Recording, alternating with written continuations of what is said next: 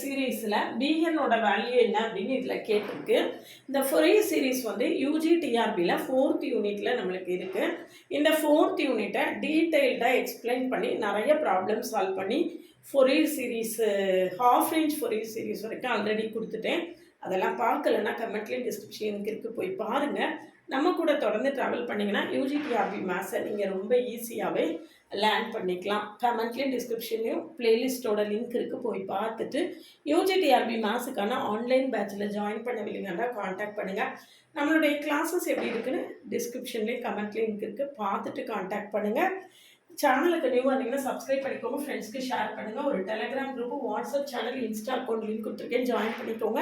ஓவிஎம் ஆப்பை டவுன்லோட் பண்ணிக்கோங்க. அதில் previous year question prescribe book எல்லாமே இருக்குது, நீங்கள் ஃப்ரீயாக டவுன்லோட் பண்ணிக்கலாம்.